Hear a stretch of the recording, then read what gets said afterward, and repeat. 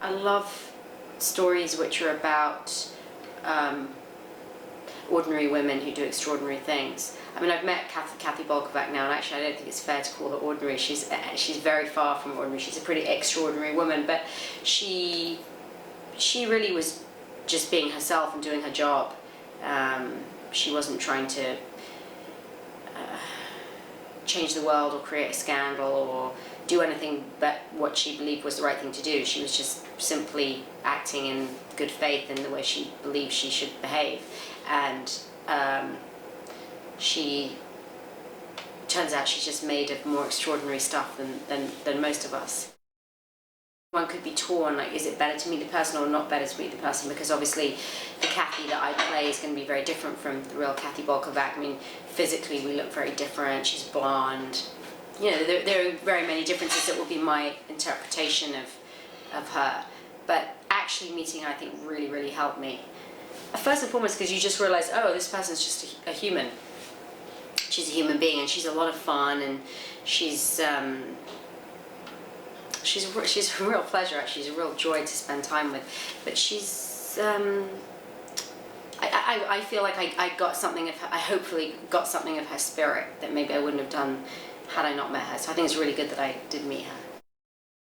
She goes to Bosnia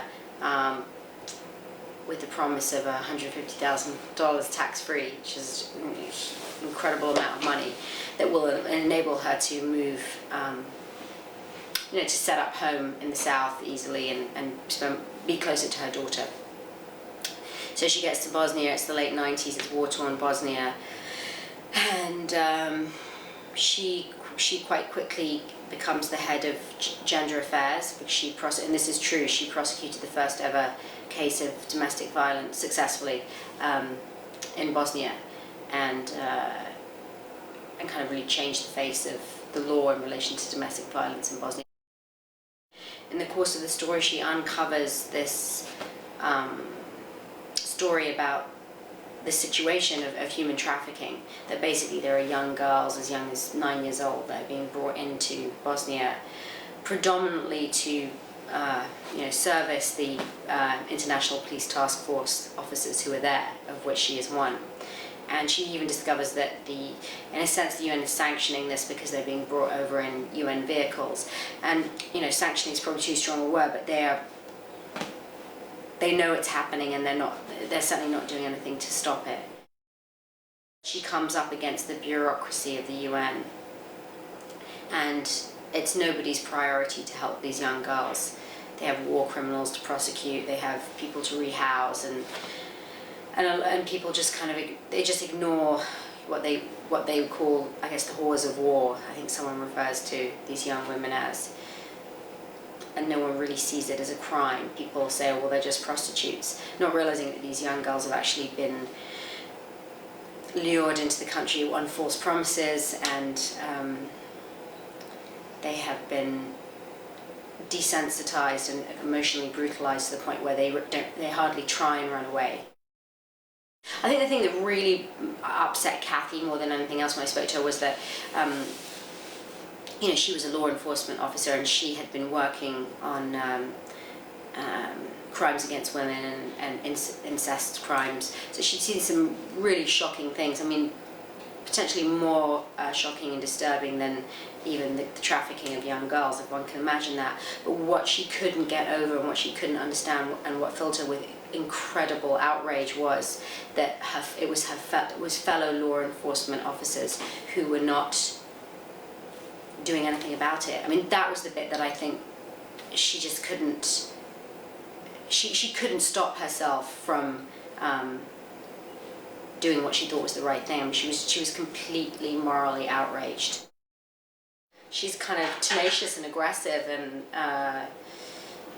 fearless. She's really just very fearless. I think she's the kind of person that it's not really a moral question to her whether or not to act and do something and blow the whistle on the company, or to on the UN, or to step in where she sees injustice. I don't think she thinks about it. I think it's just pure, it's who she is, and she's one of those people who cannot be anything other than who she is, and that's pretty extraordinary and fascinating.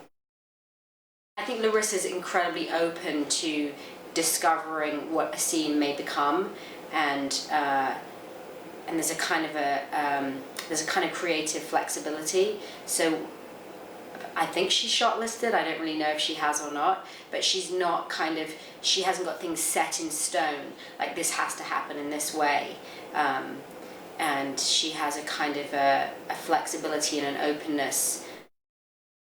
Obviously there's an incredibly heavy, serious issue at the heart of the movie, but my job is really, because I'm not a documentary maker, or I'm not a news reporter, I'm an actor, I'm not a teacher either, I'm an actor, so my job is to tell a story about a human being.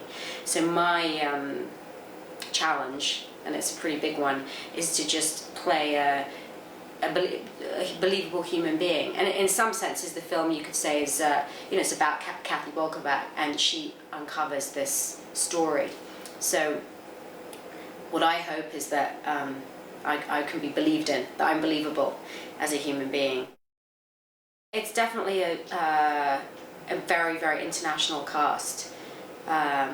Nikolaj from Denmark plays Jan, Kathy's boyfriend, and we've had a lot of fun in the scenes that we've shot so far. We've done a lot of improvising, which Larysa's allowed and enabled, to try and get kind of the spontaneity of two people meeting and falling in love.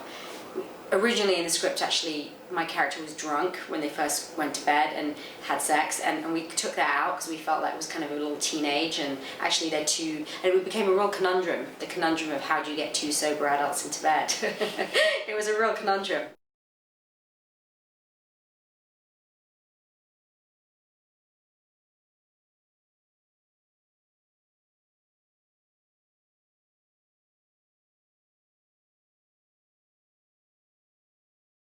What is interesting about the movie talks about many important subjects, and talks about humanitarian organizations, for example, and of course humanitarian organizations are created to help people, but unfortunately sometimes because they depend on outside financing, they lose sight of their priorities and the goals they set out to achieve. So the internal bureaucracy often leads them to compromise. And so there are holes in the system, and my character often has to look the other way. Some way is like if she has grown dumb to the pain that surrounds her. And that's the only way she can function. Of course, she doesn't come off as nice, but that was part of the challenge, some way.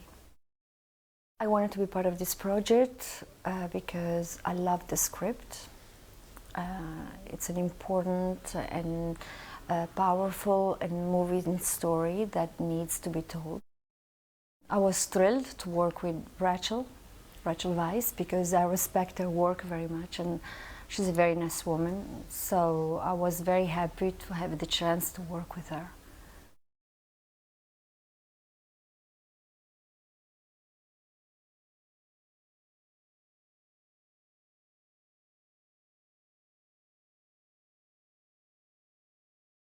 Well, he's a police officer, a Bosnian police officer, and well, we are after the Bosnian War, okay?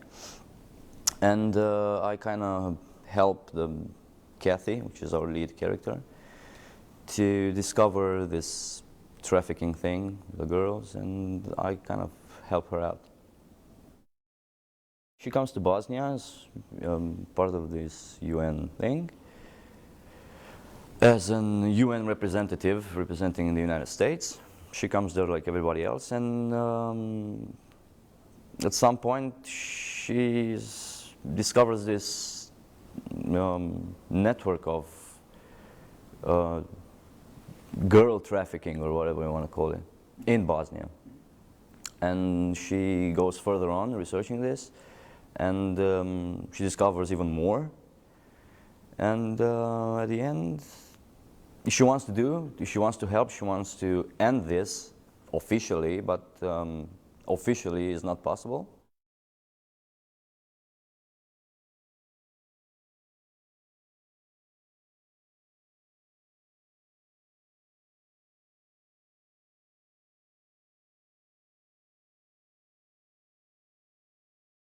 Peter Ward is kind of a compilation of, as I've learned, he's a compilation of several men who were in either working for the United Nations or working on the ground as part of the IPTF.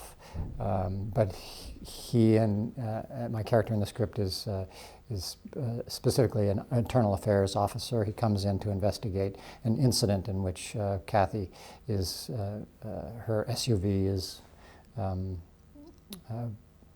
attacked, essentially, and there's an injury involved. And it seems as if there was a leak within the system that allowed whoever was going after her to find out where she was going. So I'm just an internal affairs. I'm trying to investigate sort of a breakdown, that there's a leak somewhere in the system.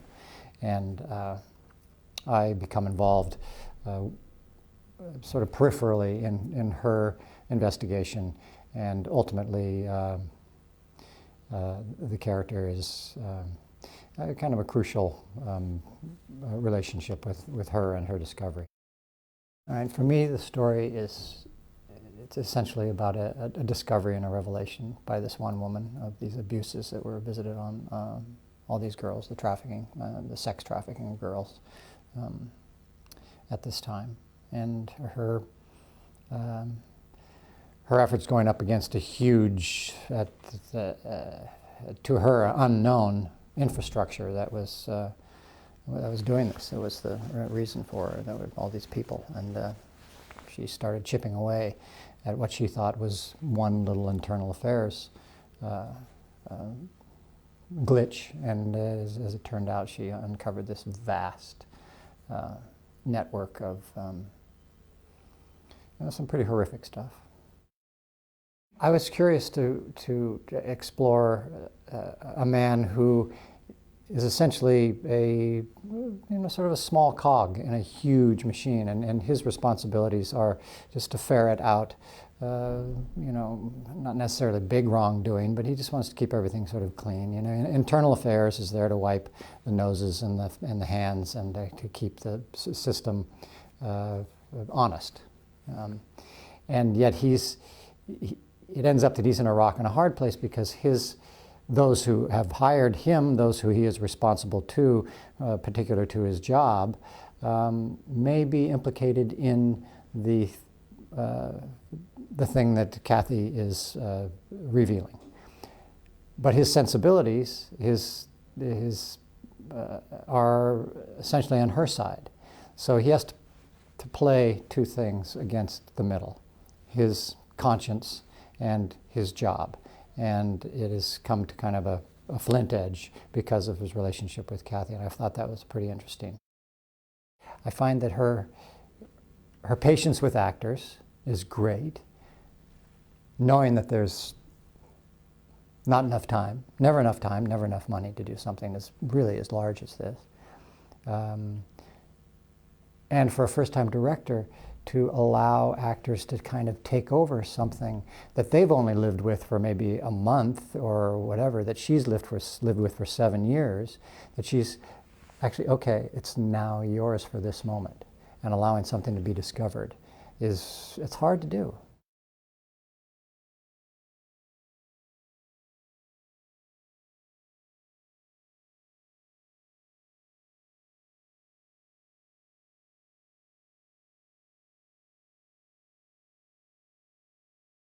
When you met her, it's also just that she's funny and she's a mom, and she, has weird ringtones on her phone, and she's not like some po-faced, self-righteous lady. She's just someone who was in a situation that something was happening and she didn't think was okay. But yeah, it was just like, God, she could be my mom or me or anyone I know in a way. And that made it feel even more, my God, like, that's such an interesting story once we knew who she was.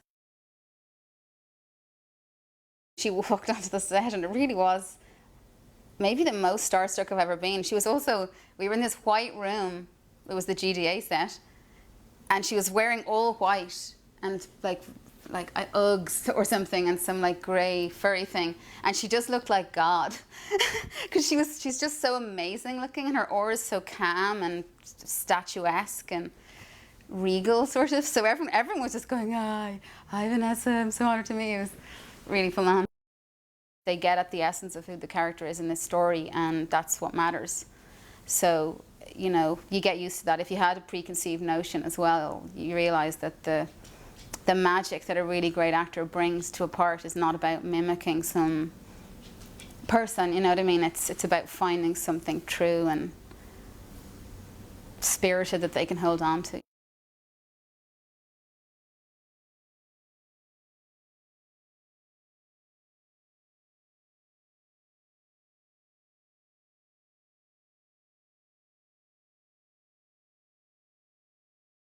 Slava is, I think, she's a mother,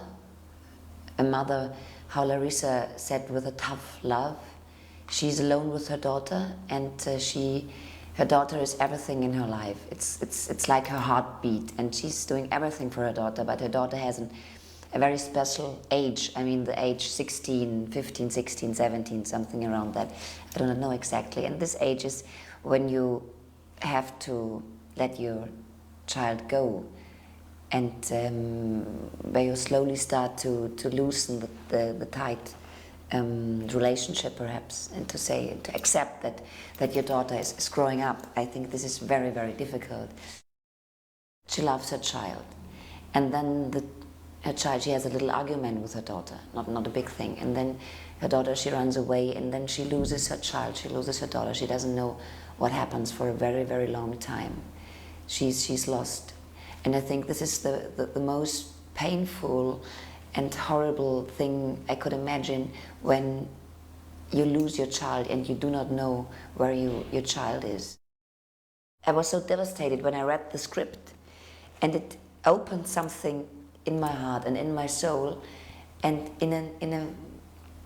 not in a strange way, in a very direct way, all these feelings came out. And together with Larysa, who is, I think, a director that gives you an enormous space. You feel embraced on one side, on the other side, she opens an enormous space, and you lose any kind of fear or thinking about how do I act. And I had the feeling that I just had the possibility to open my heart. It's very, very important that this film is shown to the people. It's very, very important that people know about that, what's going on, what's happening, because I think when you know what's going on, that then there's the chance that things can change.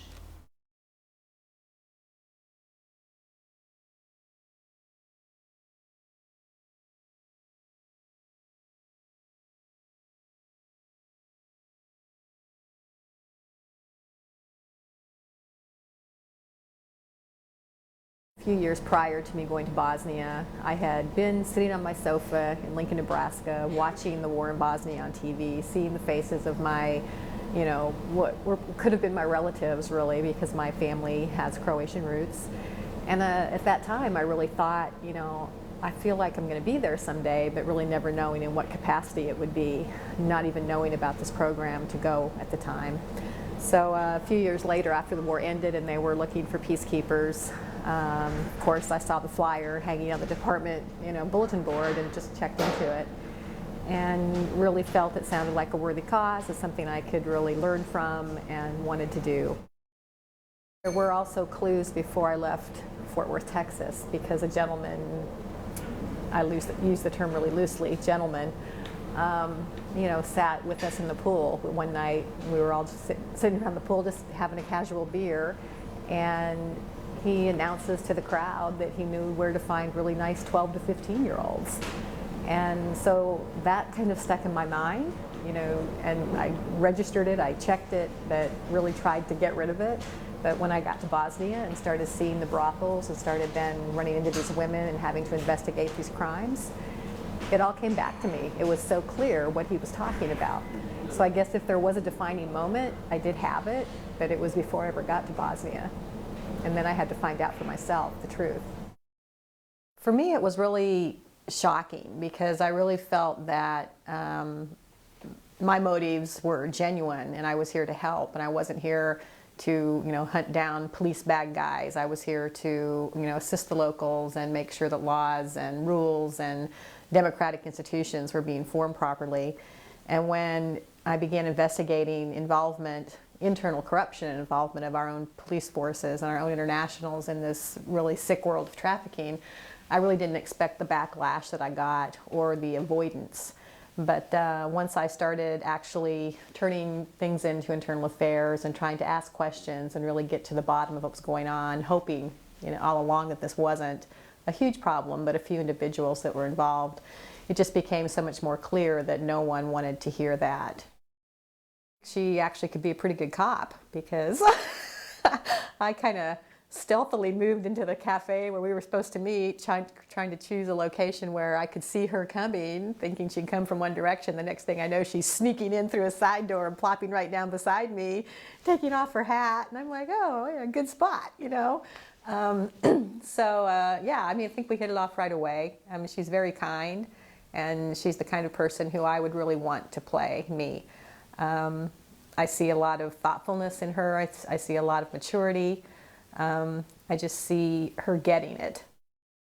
I want it to be generally the view of really how screwed up our system still is, and also how this could happen anywhere, any place, any time, and just to be vigilant and watchful of it, and not to be ignorant of the goings-on in the world around you, and not to isolate yourself, as we Americans tend to do quite a bit.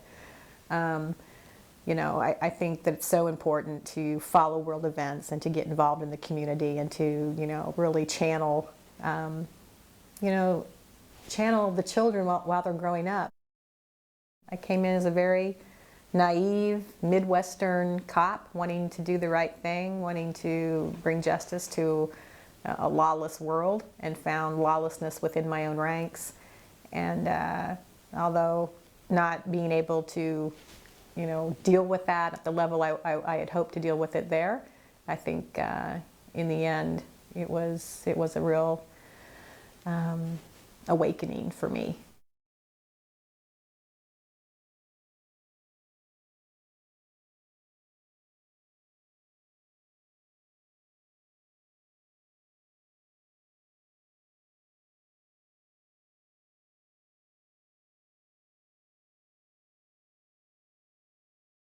The Whistleblower is a story of Catherine Bolkovac, an American peacekeeper who blew the whistle on the United Nations involvement in the trafficking of women.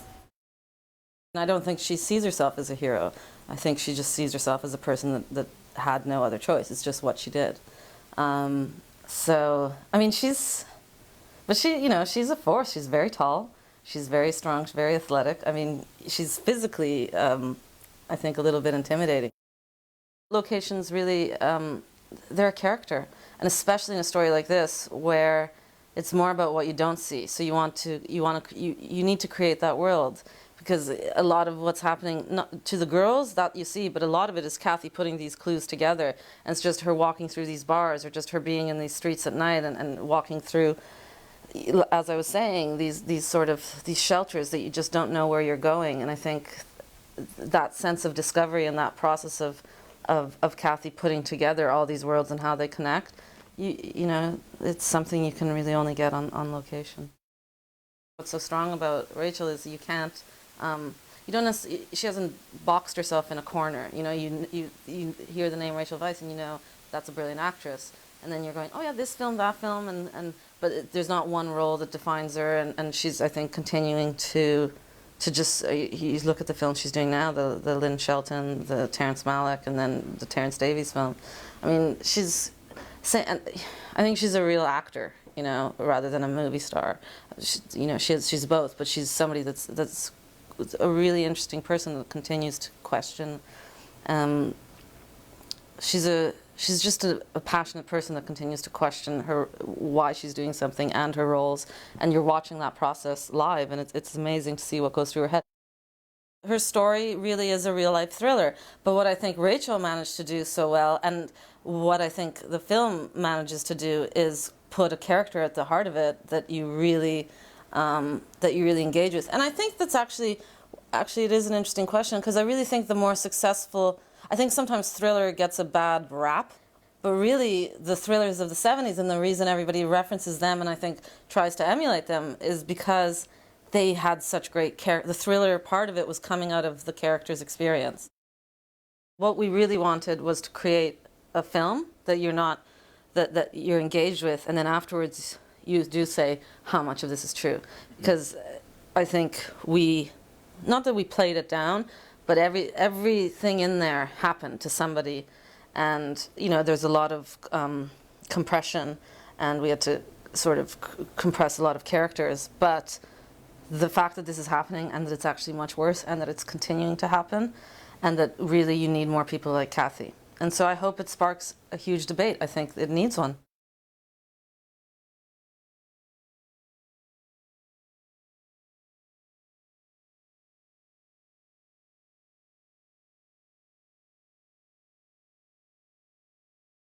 Because she's an investigator by, I think by training, but also by instinct, she couldn't let it go. I mean, she couldn't just do what she was being told to do, which was essentially try to monitor what was going on, report back. She went to the bars, she saw the guys in the bars, and she was reporting that to her superior officers and to me. And gradually it was becoming more and more evident that there was far, far greater numbers of men involved from the International Police Task Force and from other international organisations than we had any idea of. There's a lot in this film. It packs a huge amount of information through a vehicle which is actually exciting. I would want people to understand far better the reality of trafficking for the purpose of sexual exploitation. There's all sorts of myths out there of how women get involved, what happens and that sort of thing. This is actually a very, very accurate portrayal because the stories that are compressed in this film are real. I mean, every single one of them happened.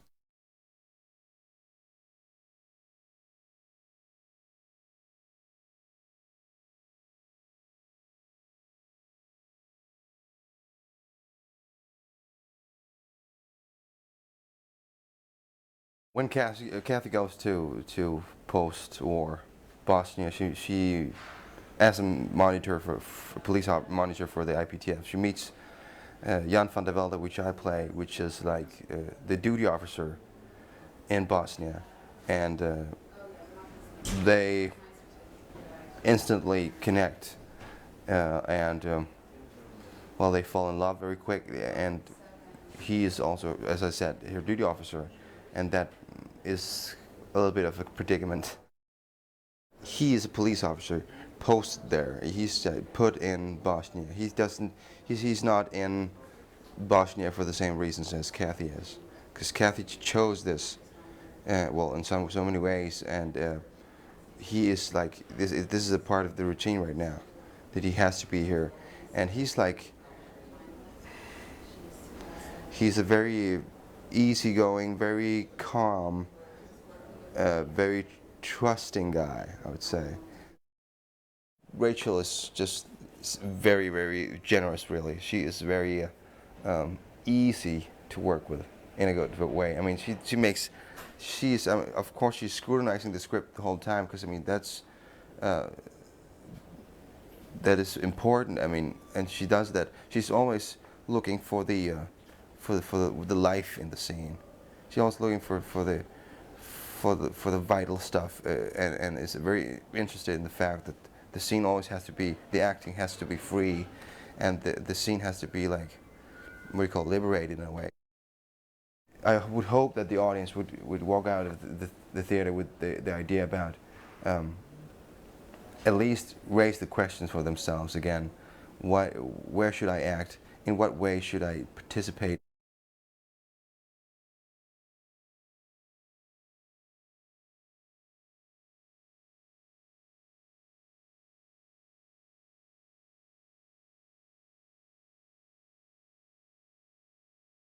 The biggest proof for me that that story hit the point is like, it's a low-budget film, and you have Vanessa Redgrave, you have Rachel Weisz, you have Monica Bellucci, you have David Strathairn, you have like all those amazing actors responding and saying, yes, I want to be part of it. Just like they covered that in a way. They were just like, let's not talk about it because that's not our issue. Because we just, we're here, we're making money, they're making money, and we're just gonna have some fun. I mean, what the heck, just let's have fun with those girls. We don't care. So they just gave a nod to that in a way. So she was like, okay, let's finally do our jobs. What are we here for? To protect people. And she keeps repeating it. For a reward, for that she was fired. For them, it's a job, because it's a war. It's all dirty. You have to survive, and people, you wouldn't imagine, like, people in those circumstances, they would do anything to survive.